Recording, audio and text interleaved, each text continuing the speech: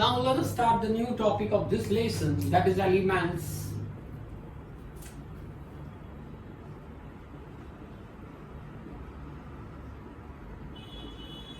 For the first time, Robert Boyle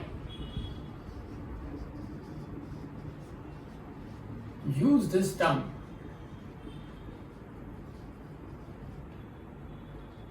Element. And after that, for the first time, Lavoisier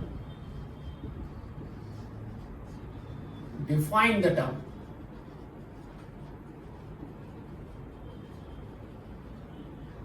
Element. Saint Antoine Lavoisier. Remember the name Lavoisier. Saint Antoine Lavoisier gave the definition of element. Element, it is not divisible. Okay, normally not divisible, but for our convenience we divide to understand this chemistry. Okay, so what is called element? It is the basic form of matter. Basic form of matter that cannot be broken down into simple substance. What do you mean by element? Element is the basic form of matter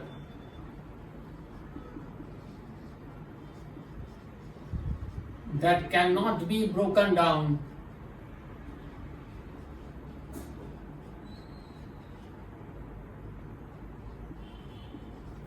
okay. Element is the basic form of matter that cannot be broken down into simpler substance by any chemical reaction. You can add this, cannot be broken down by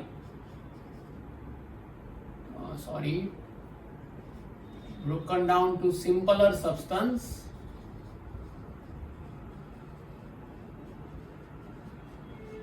by any chemical reaction.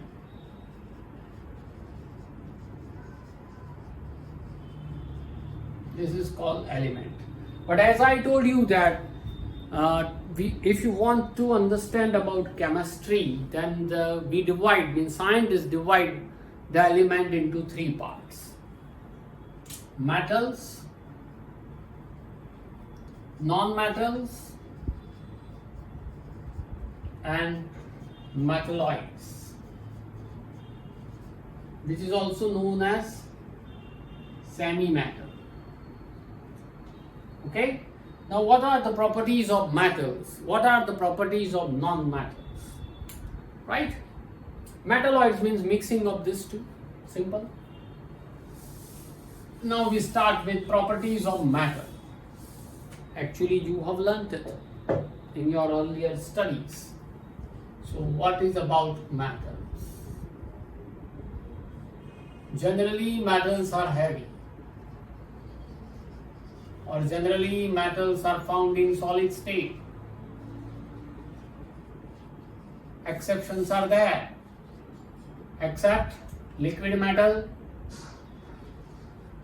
mercury, symbol is Hg. If metals are solid, then we can say that generally metals have high density.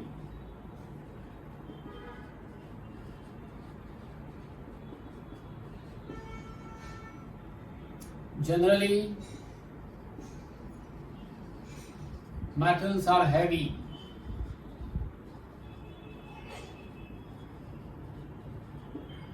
Okay, low weight metals are also there. As for example, exception is there, aluminium, lead.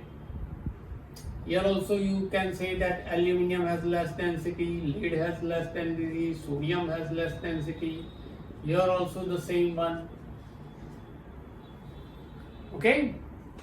Now metals, they have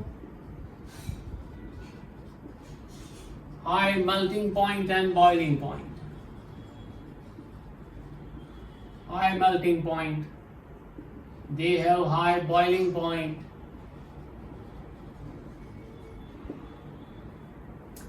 They have luster.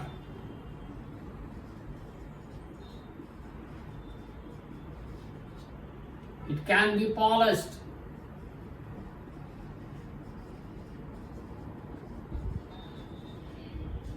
They are malleable and ductile.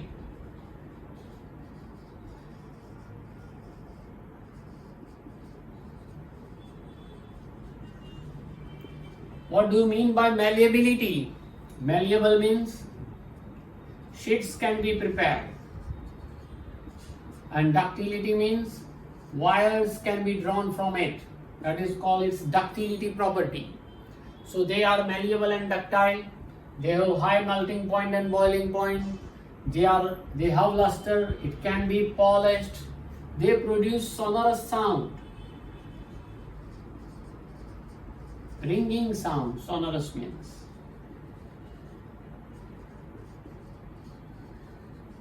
Sonorous. One strike on other, then otherwise not. When they strike on other, then it produces ringing sound. So metal, when reacts with other metal, then it produces alloys. So it produces alloys. They are good conductor of heat and electricity.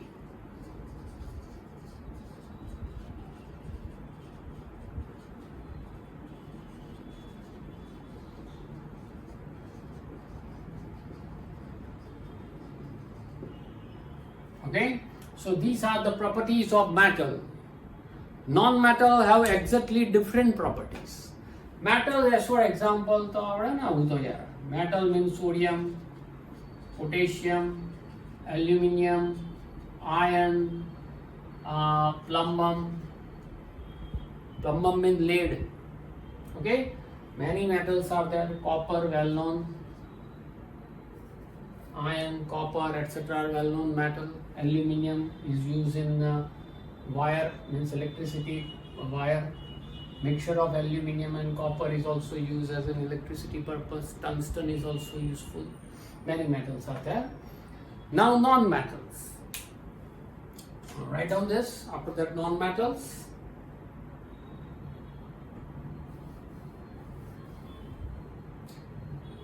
Exactly opposite to that of the metals means properties of non-metals.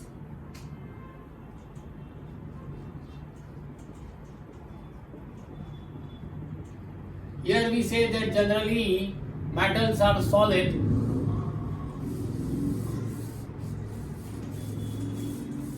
Here you can say that generally non-metals are found in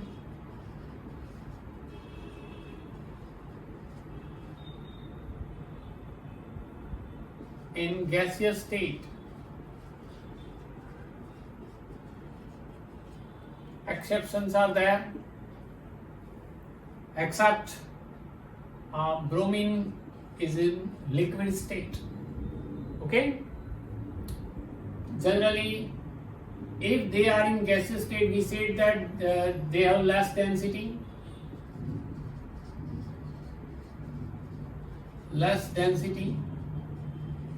except diamond. It has high density. They are light in weight.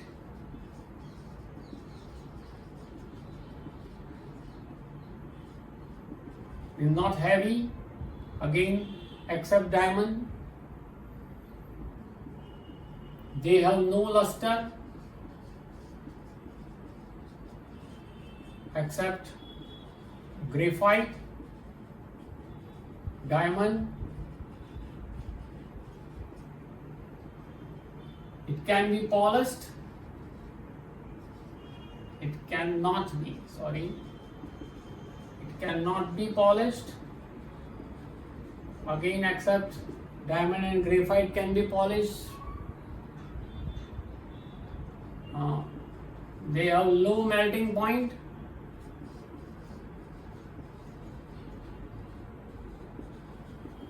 And boiling point, both are low. They are not good conductor of electricity.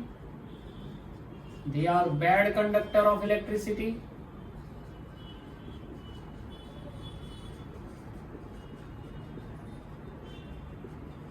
except graphite is the good conductor of electricity. Okay.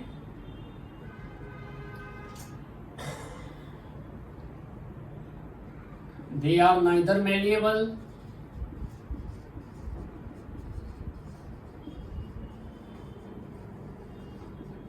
nor ductile.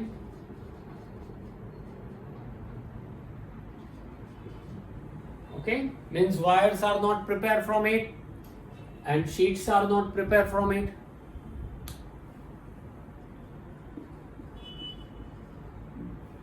They form compounds when reacts with each other. Metals form alloys, whereas non-metal form compounds. Okay, as for example, carbon is the non-metal, oxygen is the non-metal, the main thing, two main carbon, oxygen, sulfur is the non-metal, S8 actually, molecule of sulfur. Right, phosphorus is the non-metal, P4. They are the example of non-metals. Very simple properties of metal and non-metal. Now metalloids. Metalloids actually it is the mixture of metal and non-metal, means both the property they have. Sometimes they are malleable, sometimes they are not malleable. Sometimes they are good conductor of electricity, means sometimes bad, means both properties they possess. As for example, silicon, as for example, germanium are metalloids, means semi-metals. Is it okay? Now after that, the last topic of your lesson. Last topic of your lesson is the given table 2.2, difference between mixture and the compound. You know that now very easily. Mixture is what? Elements or compound just mix with each other. You can easily separate it. As for example, wheat and sand particle, means small stone particle and weight, that is called mixture. You can easily separate the weight, you can easily separate the stone particle found in weight. Compound means the element which reacts with each other and form new compound, means there is a chemical change, whereas the mixture is physical change. So mixture is found in the variable composition. Many composition are there, means many elements and particles are mixed with each other, whereas compounds having a fixed composition. As for example, H2O, you can say that 1 gram of hydrogen and 18 gram of oxygen when reacts with each other, then 8 gram of oxygen, not 18, 1:8. 1 gram of hydrogen and 8 gram of oxygen when reacts with each other, then water is formed. Means the composition of the compound is fixed. There is no change. And if there is a change, then new compound is formed. Original compound is not formed. So mixture shows properties of all the constituents. Whereas compound, when compound form, then original property loses and it form new property, as you seen in the chemical change. In the mixture, all the elements found in mixture can be separated very easily by physical method, whereas in compound, if you want to separate the elements from the compound, then you can use different chemical method, maybe some chemical method which we have seen in this chapter. Okay, so this is your chapter. That's it for the chapter number 2. Repeat this again, write it again. We provide notes also, okay, that you have, and after that you can write the question. You must have to learn in-text question and exercise question first. After that, MCQs and additional question. No need to do all the questions in the textbook. Okay, in my notes. In my notes, the tick mark is there. These are the important for exam point of view. Okay, that's it for this chapter. This is the end of chapter number 2. Stay safe and enjoy.